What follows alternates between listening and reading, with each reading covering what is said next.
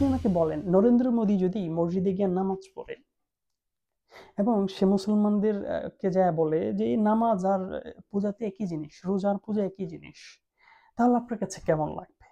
Netanyahu যদি রমজান মাসে এসে গাজার ভাই বোনদের সাথে ইফতারি করে, তাহলে এটা কি গাজার ভাই বোনদের সাথে ইনসাল্ট না? এটাদের সে কি মেসেজ দিতে চাচ্ছে হাইপোথেটিক্যালি? এই মধুদিবাদীরা যখন হিন্দু ভাইদের কাছে পূজায়, যেটা তো সেম, কারণ এই হিন্দুদের উপর গণহত্যা চালিয়েছে ওরা। উইদিন মুসলমানদের মধ্যে যারা আউলিয়া কেরামের আহলে সুন্নাত ওয়াল জামাতের অনুসারী, আমাদের বিরোধী একটা রাষ্ট্র সে কায়েম করতে চায়, সে হিন্দুর পূজায় গেলেই কি আর কোনো মুসলমানদের মসজিদে গেলেই কি, সে তো আলটিমেটলি আমাদের বিরুদ্ধে কাজ করছে। আপনি রাজনীতি করেন একক ধর্মের, আপনি তার ভোটটা নেবেন, হিন্দুর ভোট নেওয়ার জন্য আপনি এগুলো করছেন। তো হিন্দুর ভোটটা নিয়ে আপনি রাষ্ট্র কি করবেন? মধুদেবাদী জামাত রাষ্ট্র কায়েম করবে একক ধর্মের নামে, সো কল ইসলামিক স্টেট, তাদের ভার্সন অফ ইসলামিক স্টেট। তো আপনি যদি রাষ্ট্রটাকে আপনারা একক ধর্মের করেন, একক আইডিওলজির করেন, একক জাতীয়তাবাদের করেন, তাইলে আপনি হিন্দুদের পূজায় গিয়ে নাচলে কি? এই এই মধুবিবাদী জামাতের এবং ওহাবিবাদী সালাফিবাদীর অনুসারীরা বাংলাদেশে ইসলাম ধর্মের ভিতরেই আউলিয়া কেরামের মাজার শরীফ ভেঙেছে, ওরা এখনো ভাঙছে। তারা বুঝি হিন্দু ধর্মের প্রতি সম্মান রাখবে?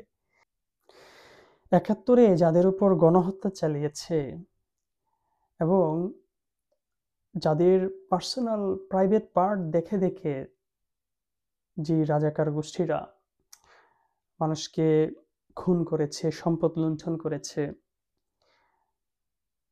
এবং ফোর্সফুলি বাংলাদেশ থেকে বিতাড়িত করেছে, সেই রাজাকার গোষ্ঠী, সেই মুনাফিক সম্প্রদায় মধুদিবাদী জামাত আজ হিন্দুদের পূজায় যাচ্ছে, গিয়ে বলছে যে রোজা আর পূজা মুদ্রার এপিঠ ওপিঠ।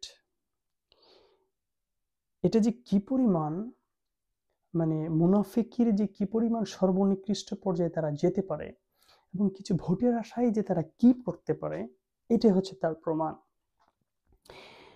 এখানে প্রশ্ন আমার দুইটা, এটা হলো যে এটা আসলে তারা কেন করছে এবং হিন্দুদের প্রতি বা ভিন্ন ধর্মের প্রতি আমাদের রেসপন্সিবিলিটিটা কি হওয়া উচিত, আমাদের ইন্টারাকশনটা কেমন হওয়া উচিত। এবং এই যে মানে উদাহরণটা, এই যে একটা কম্পারিজন করা যে পূজা এবং রোজা মুদ্রার এপিঠ ওপিঠ, এটা ইটসেলফ একই সাথে দুই ধর্মের অবমাননা। আপনি যখন বলছেন যে পূজা এবং রোজা এটা একই, মানে মুদ্রার এপিঠ ওপিঠ, আপনি লিটারালি দুই ধর্মের অবমাননা করছেন। কারণ রোজার সাথে পূজার কোনো কানেকশন নেই, পূজার সাথে রোজার কোনো কানেকশন নেই। ইনফ্যাক্ট ইসলামে রোজার একটা বিশেষ মর্যাদা আছে। অন্য যে কোনো আমল, ফর ইনস্ট্যান্স নামাজ, এটার যে রিওয়ার্ড কি হবে, আল্লাহ তাআলা এটা ঘোষণা করেছেন যে নামাজ পড়লে আপনি এতটুকু সোয়াব, বা অন্যান্য যে আমল করলে এটার সোয়াবের কি করা আছে, স্পেসিফিক ভাবে এটা বলা আছে যে আপনি কোন আমল করলে কি পরিমাণ সোয়াব পাবেন। রোজার ব্যাপারে আল্লাহ তাআলা খাস একটা রিওয়ার্ড রেখেছেন, যেটা আল্লাহ তাআলা ঘোষণা করেন। আল্লাহ তাআলা বলছেন এটার রিওয়ার্ড আমি নিজে আমার বান্দাকে দিব।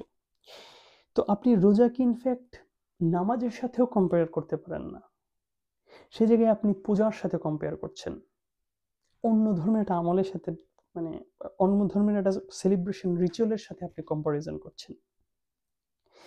এইটা আপনি প্রথমত ধর্মের, মানে ইসলামের অবমাননা যেমন করেছেন, আপনি কিন্তু হিন্দু ধর্মের অবমাননা করেছেন, কারণ হিন্দু ধর্মের পূজার সাথে রোজার কোনো কানেকশন নেই।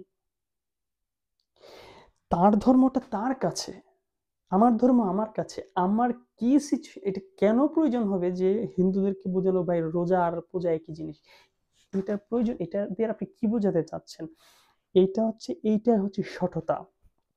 মধুদিবাদী জামাত কিছু ভোটের আশায়, ক্ষমতার জন্য তারা কি পরিমাণ নিচে যে নামতে পারে, এটার উদাহরণ তারা এগুলোর মাধ্যমে দিচ্ছে। তো এটা আসলে কেন করছে? তারা নতুন নতুন সেকুলার সাজার চেষ্টা করছে আর কি, সেকুলার সাজার চেষ্টা করছে। কিন্তু তারা আসলে সেকুলার সাজার নয়, নাটক করছে। কারণ তাদের যেই ইনহারেন্ট যেই আইডিওলজি, সেটার মধ্যে সেকুলারিজম নাই, সেটার মধ্যে ভিন্ন ধর্মের প্রতি রেসপেক্ট, ভিন্ন মতের প্রতি রেসপেক্ট নাই। এটা তারা মূলত মানে হিন্দুদের কিছু ভোট নেওয়ার জন্য করছে। যেমন ফর ইনস্ট্যান্স শিশির মনির যে আসন থেকে দাঁড়াবেন, সাল্লার আসনটা, সেখানে যথেষ্ট হিন্দু সম্প্রদায় আছে। তো এটা তার ভোট লাগবে। শিশির মনিরের এই আসনে যে হিন্দুরা আছে তাদেরকে আকৃষ্ট করার জন্য তিনি ধর্মকে স্যাক্রিফাইস করে দিচ্ছেন, ধর্মকে বিকৃত করে ফেলছেন। এই জিনিসটা কেবল মুনাফেক এই মৌদুদিবাদ দ্বারা সম্ভব। আপনি আপনার ধর্ম পালন করবেন, সে তার ধর্ম পালন করবে, তার ধর্মের উৎসব পালন করার গ্যারান্টি আপনাকে দিতে হবে। That is what you should do.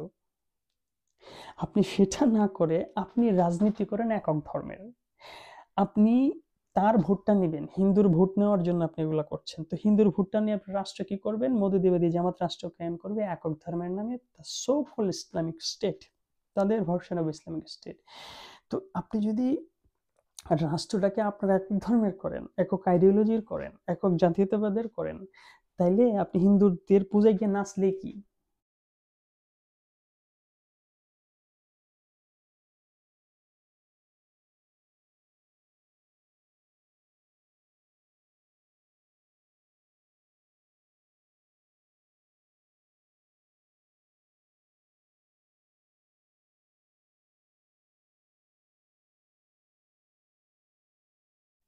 আপনি আমাকে বলেন, নরেন্দ্র মোদী যদি মসজিদে গিয়ে নামাজ পড়ে এবং সে মুসলমানদের কে যায় বলে যে এই নামাজ আর পূজাতে একই জিনিস, রোজার পূজা একই জিনিস, তাহলে আপনার কাছে কেমন লাগবে? এটার পিছনে আপনি কি খুঁজে পান? আপনি এটার পিছনে এটাই খুঁজে পাবেন যে তার উদ্দেশ্য সহি নয়, সে চাচ্ছে মুসলমানদের কিছু ভোট নিতে, কিন্তু আলটিমেটলি যে রাজনীতিটা একক ধর্মের নামে রাষ্ট্র করবে, আলটিমেটলি যে রাজনীতিটা রাষ্ট্রকে একক ধর্মের করে অন্যের উপর তার যেই ধর্মীয় আধিপত্য অথবা তার ব্যক্তিগত দলীয় মতবাদের আধিপত্য চাপিয়ে দিবে, অন্যের অধিকার হরণ করবে, অন্যের ধর্মের মানুষের বেসিক হিউম্যান রাইটস হরণ করবে, সেই ব্যক্তিটা আমার জন্য রোজা রাখলেই কি, আরেকজনের জন্য পূজা করলেই কি? এটা তো মানে তাদের সাথে অ্যাকচুয়ালি হিন্দু ভাই বোনদের সাথে এটা এক ধরনের মস্কারা করা হয়েছে।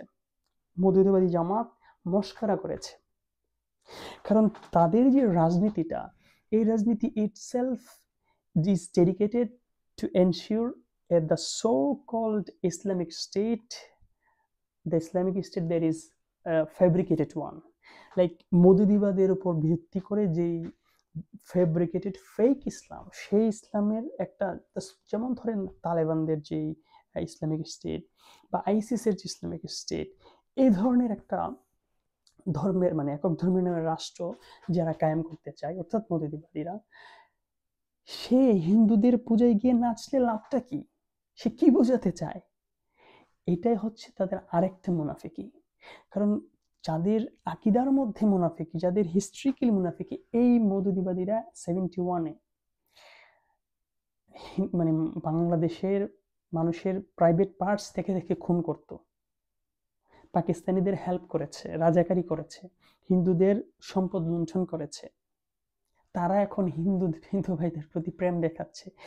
এর মানে হচ্ছে তাদের ওই যে সততা, তাদের যে মুনাফিকি, নতুনভাবে তারা নতুন ফর্মুলা অ্যাপ্লাই করেছে। তারা ওই সেকুলার নতুন সাজার চেষ্টা করছে।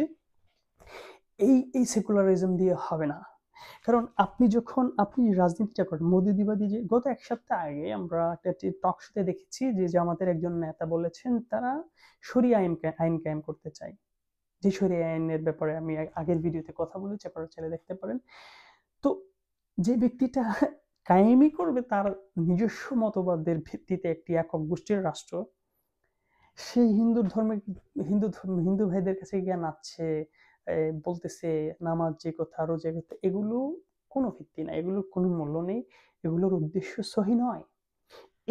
এই মৌদুদিবাদী জামাতের এবং ওহাবিবাদী সালাফিবাদীর অনুসারীরা বাংলাদেশে ইসলাম ধর্মের ভিতরেই আউলিয়া কেরামের মাজার শরীফ ভেঙেছে, ওরা এখনো ভাঙছে। তারা বুঝি হিন্দু ধর্মের প্রতি সম্মান রাখবে? এটা হচ্ছে তাদের আরেক নাটক। নাটকের জন্য যদি কোনো অ্যাওয়ার্ড দিতে হয়, এই মৌদুদিবাদী জামাতদেরকে সবচেয়ে বড় অ্যাওয়ার্ড দেওয়া উচিত। তো কথা হলো যে কি করা উচিত আসলে হিন্দু ভাই বোনদের প্রতি বা অন্য ধর্মের অনুসারীদের, অথবা যারা সংখ্যালঘু হিসেবে থাকে, পৃথিবীর যে কোনো জায়গায় হোক, আমাদের মূল দায়িত্বটা কি হওয়া উচিত? এই মূল দায়িত্বটা হওয়া উচিত রাজনীতির পরিবর্তন। যে রাজনীতির পরিবর্তনের কথা বস্তুর ঊর্ধ্বে মানব সত্তার প্রবক্তা আল্লামা ইমাম হায়াত বলছেন। আল্লামা ইমাম হায়াত বলছেন যে রাষ্ট্রটাকে বা রাজনীতি যেটা হবে, সে রাজনীতিটা হইতে হবে একক গোষ্ঠীর স্বৈরতামুক্ত। রাষ্ট্রটাকে হইতে হবে একক গোষ্ঠীর স্বৈরতামুক্ত। রাষ্ট্র যদি একক গোষ্ঠীর স্বৈরতামুক্ত হয়, আর যদি এটা সর্বজনীন হয়, সেটাই হচ্ছে সবার রাষ্ট্র। সেই রাষ্ট্রে হিন্দুদের পূজায় গিয়ে আমার নাচের দরকার নাই। হিন্দু ভাইকেও আমার রোজায় আমার নামাজ এসে নামাজ পড়ার দরকার নাই, তো কেন করবে সে? এটা তো তাকে অ্যাকচুয়ালি ইনসাল্ট করা, যে তাকে বোকা বানানো, যে তোমার মানে আমি এটা একটা নাটক না, এটা কোন ধরনের মানে ফাইজলামি করা হচ্ছে। এবং আপনি কল্পনা করুন, যে ব্যক্তিটা একটা হিন্দু ভাইয়ের ভোট নেবে, নিয়ে রাষ্ট্র কায়েম করবে হিন্দু ভাইদের অধিকার হরণের, রাষ্ট্রটাকে করবে তার একক মতবাদের, একক ধর্মের, সে তার এখন গিয়ে তার পূজায় নাচছে, তার মানে এটা ইনসাল্ট নয় কি? অবশ্যই ইনসাল্ট। এই জন্য আল্লাহ ইমাম হায়াত বলছেন যে আপনাকে আমাকে যে রাষ্ট্র ব্যবস্থাটা লাগবে, সে রাষ্ট্র ব্যবস্থাটা হচ্ছে যে এরকম একটা প্রাকৃতিক রাষ্ট্র ব্যবস্থা, যে রাষ্ট্র ব্যবস্থায় যেমন সূর্যের আলো, বাতাস, যেটা মানুষ ন্যাচারালি পায়, একটা রাষ্ট্রের প্রত্যেকটা নাগরিক তার বিশ্বাস, আদর্শ, এগুলো নিয়ে চলার অধিকার, স্বাধীনতা পাবে। রাষ্ট্রটা হবে একক জাতীয়তা, একক ধর্মের আধিপত্য মুক্ত, একক গোষ্ঠীর স্বৈরতা মুক্ত। আর সেই রাজনীতি, সেই রাষ্ট্র কাঠামো হলেই একটা হিন্দু ভাইয়ের রিয়েল অর্থে অধিকার স্বাধীনতা কায়েম হবে। যে অধিকার স্বাধীনতা ইন্ডিয়াতে মুসলমানদের দরকার, অন্য যে কোনো দেশে অন্য যে কোনো সংখ্যালঘুদের দরকার, ফিলিস্তিনের আমাদের ভাই বোনদের, গাজার ভাই বোনদের দরকার। কি দরকার? এখন ধরুন আমি আপনাকে আরেকটা এক্সাম্পল দিই। নেতানিয়াহু যদি রমজান মাসে এসে গাজার ভাই বোনদের সাথে ইফতারি করে, তাহলে এটা কি গাজার ভাই বোনদের সাথে ইনসাল্ট না? এটাদের সে কি মেসেজ দিতে চাচ্ছে? হাইপোথেটিক্যালি এই মধুদিবাদীরা যখন হিন্দু ভাইদের কাছে পূজায়, যেটা তো সেম, কারণ এই হিন্দুদের উপর গণহত্যা চালিয়েছে ওরা, এবং আলটিমেটলি তারা একটা হিন্দু বিরোধী, সংখ্যালঘু বিরোধী, এবং শুধু হিন্দু বিরোধী, সংখ্যালঘু বিরোধী না, উইদিন মুসলমানদের মধ্যে যারা আউলে কেরামের, আহলে সুন্নাত ওয়াল জামাতের অনুসারী, আমাদের বিরোধী একটা রাষ্ট্র সে কায়েম করতে চায়।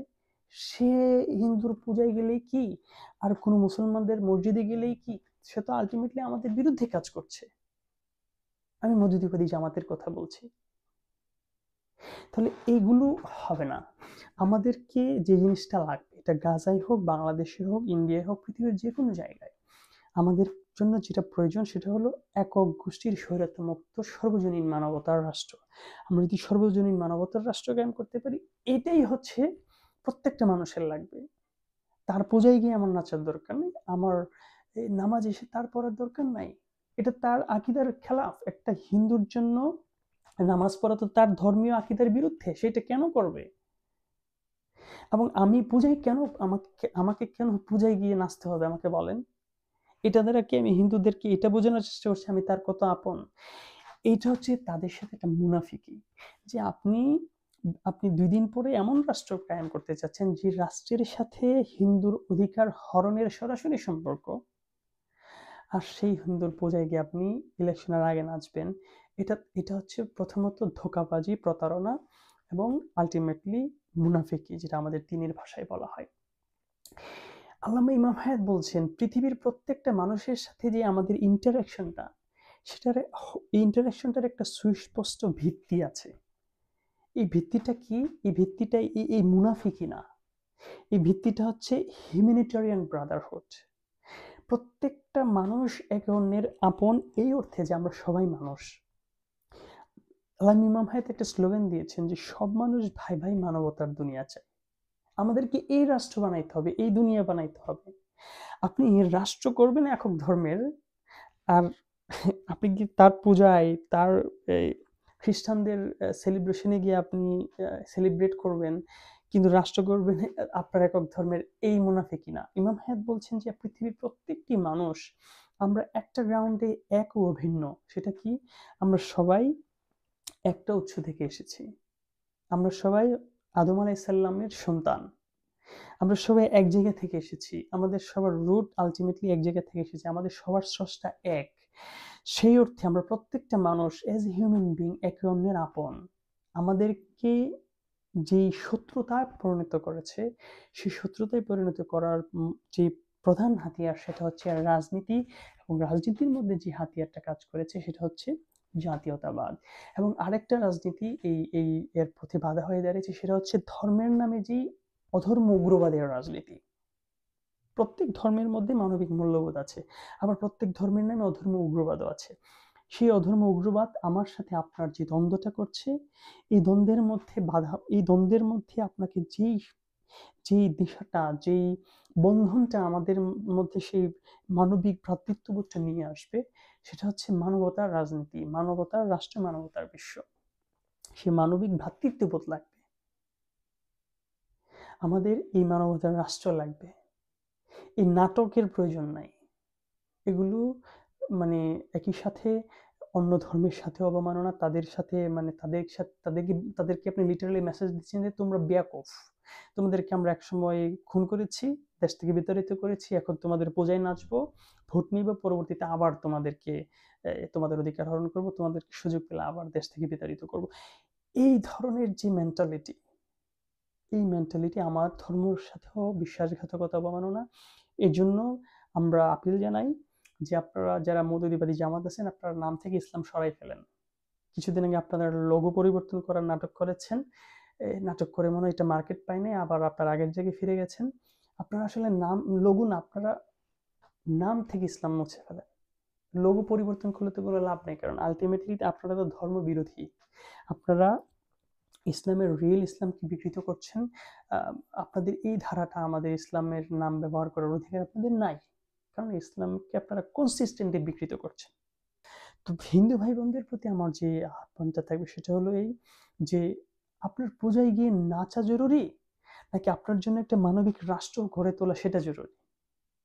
আপনার জন্য পূজায় নাচবে কিন্তু রাষ্ট্র গঠন করবে আপনার ধর্মের অধিকার হরণের একক গোষ্ঠীর স্বৈর রাষ্ট্র, এই রাষ্ট্র আপনি চান? এই পূজায় নাচা চান, নাকি আপনি চান যে এমন একটা রাষ্ট্র, যে রাষ্ট্রর ভিত্তিটা হবে সর্বজনীন মানবিক মূল্যবোধ, সবার অধিকার স্বাধীনতা এনশিওর করবে? আপনাকে সেই রাষ্ট্রের দিকে আসতে হবে, সেই রাজনীতির দিকে আসতে হবে। এই জন্য আমি আপিল জানাই, বিশ্ব ইনসানিয়ত বিপ্লবের রাজনৈতিক দিশায় আপনারা ঐক্যবদ্ধ হন। এটা বর্ণ, জাতি, লিঙ্গ নির্বিশেষে সবাইকে ঐক্যবদ্ধ হতে হবে, কারণ এই মানবতার রাজনীতি বলছে, আল্লামা ইমাম হায়াত প্রবর্তিত মানবতার রাজনীতি বলছে যে প্রত্যেকটা ব্যক্তি তার জীবনের মালিক, প্রত্যেক ব্যক্তি তার জীবনের আত্মমালিকানা নিয়ে বাঁচবে, সবাই যার যার ধর্ম নিয়ে আকিদা আদর্শ নিয়ে চলবে, যার যার ধর্মের সেলিব্রেশন শেষে করবে। আমার নামাজ আমি পড়ব, আপনার পূজা আপনি করবেন, এটা আপনার ইন্ডিভিজুয়াল লিবার্টি, এটা আপনার ধর্মীয় যে স্বাধীনতা, সেই স্বাধীনতা। সেখানে গিয়ে নাচবো কিন্তু রাষ্ট্র কায়েম করব আপনার ধর্মের অধিকার হরণকারী, এমন রাজনীতিকে না বলুন, এমন নাটককে, এমন মুনাফেকদেরকে, এমন শঠতাকে না বলুন। সর্বজনীন মানবতার রাষ্ট্র বিশ্ব কাঠামোতে এগিয়ে আসুন। সুদত্ত আহ্বান রেখে এখানে শেষ করছি। আসসালামু আলাইকুম।